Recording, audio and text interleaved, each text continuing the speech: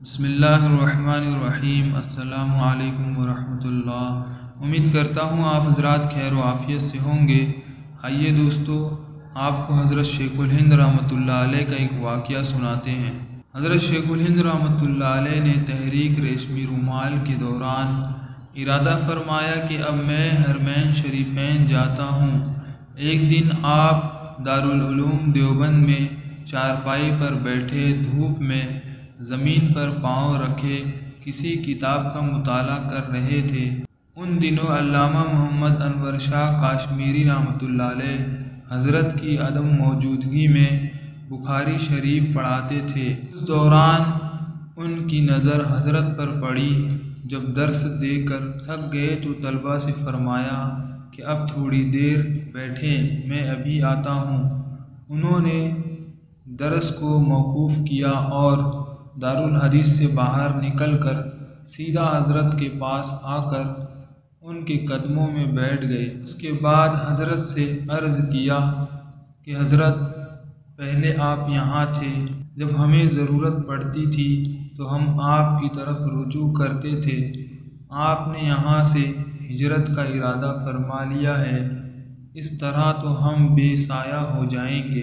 علامہ انور شاہ کاشمیری نے یہ الفاظ کہے اور رونا شروع کر دیا، حتیٰ کہ انہوں نے بلکنا شروع کر دیا۔ حضرت شیخ الہند رحمۃ اللہ علیہ نے ان سے تسلی کی بات کہی اور فرمایا، انور شاہ، ہم تھے تو آپ ہماری طرف رجوع کرتے تھے، اور جب ہم چلے جائیں گے تو پھر لوگ علم حاصل کرنے کے لیے تمہاری طرف رجوع کیا کریں گے۔ چنانچہ شاہ صاحب کو اس طرح کی تسلی کی بات کر کے واپس بھیج دیا۔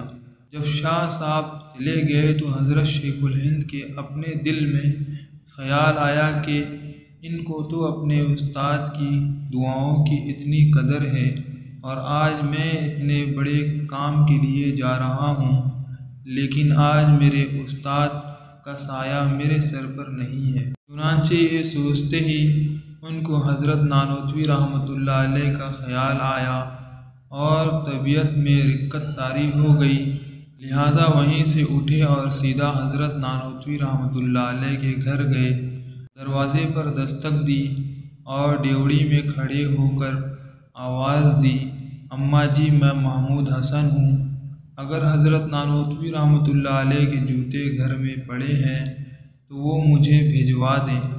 چنانچہ اماں جی نے ان کے جوتے ان کے پاس بھجوا دیے۔ حضرت شیخ الہند رحمۃ اللہ علیہ نے اپنے استاد کے جوتے اپنے سر پر رکھے اور اللہ رب العزت سے دعا کی، اے اللہ، آج میرے سر پر میرے استاد نہیں ہیں، ان کے جوتے سر پر رکھے بیٹھا ہوں۔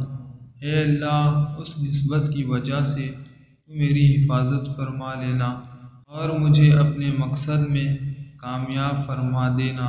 تو دوستو دیکھیے حضرت شیخ الہند رحمۃ اللہ علیہ کے دل میں اپنے استاد کی کتنی قدر تھی۔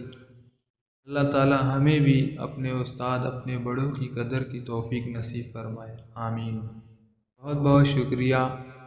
ویڈیو کو لائک شیئر کیجیے، چینل کو سبسکرائب کیجیے۔ خدا حافظ۔